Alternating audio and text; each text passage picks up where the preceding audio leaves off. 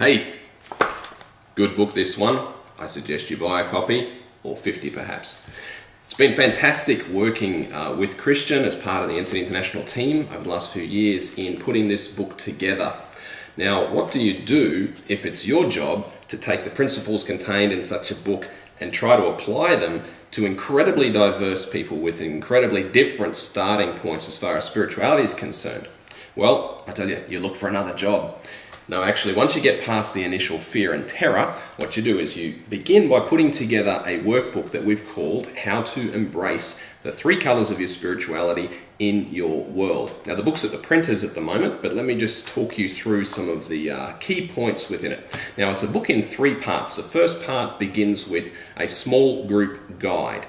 The guide takes you as a small group through the entire book over about a 5-week period. Now, we apply the very complex definition of small groups in this instance that Natural Church Development uses. That is a group that is small. So it could mean absolutely anything. It could be a conventional Bible study group.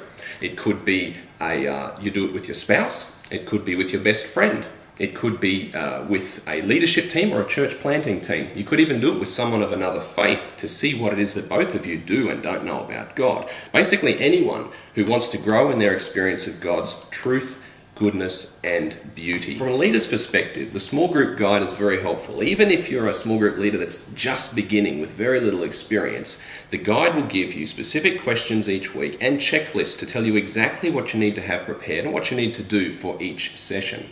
Now, from a participant's perspective, us small group leaders need to recognize that people have very different levels of maturity and starting points in spirituality. So what we've done to accommodate that is to provide a reading guide that gives very different step-off points depending on where you're at in your journey. Now, it'd be no good if you just started to gain some great spiritual momentum in your small group and then all of a sudden the process came to an end. So what we've done is put together another process called 28 Days of Discipline. And what you can do is that each person within the small group can go off and subscribe to this free daily email service. And what will happen is each day they'll receive an email from the website that gives them a specific spiritual discipline that they're to engage in that day. They're quite simple disciplines that you're meant to do pretty well spontaneously at that time. Now, these disciplines will be in accordance with whichever style you would choose to grow in at the time. If you're really keen on spiritual growth, what you can do is go through these 28 days of discipline back to back and over a 9-month period work through all of the styles that Christian teaches about in the book. One of the other implementation processes we put together that we think is really going to catch on is called mutual mentoring. The guide for it is also contained within the workbook. Now, different to conventional mentoring, where one person meets with another and I guess sort of teaches them how to grow in their spiritual life, mutual mentoring is based around the idea that we each learn from each other. So we can learn from the strengths of each other's relationship with God and therefore develop our relationship with God even more fully.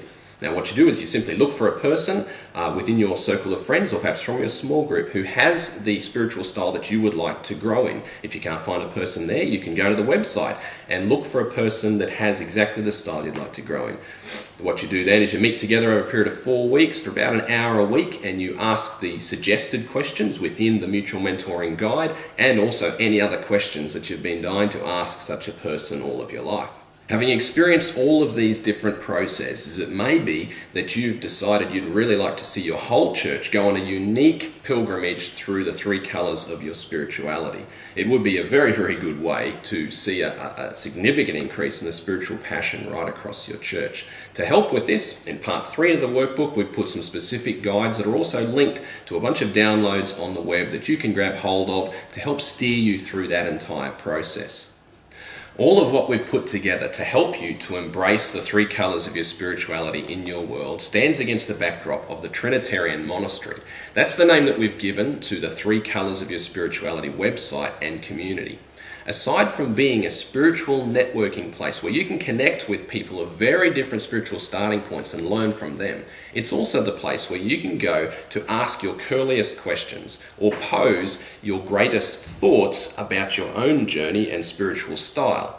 Beyond that, it's a place you can go to download the various other tools that we're putting up there in relation to the 2 books, and also a place you can go to store and track your own small group's spiritual style test data so that you can grow forward on this journey. So, we've been pretty busy this last few years, but we're now starting to get really excited about getting these books and various tools into your hands. For myself, I'm getting quite excited about just applying it all within my own church plant and surrounding community. It's going to be pretty cool. In a couple of weeks' time, you'll hear again from Christian while he's in Mexico speaking to a couple of thousand pastors about the teaching contained within the three colours of your spirituality. So from myself, that's all for now, and I really look forward to the possibility of hooking up with you through the Trinitarian Monastery sometime after November 6.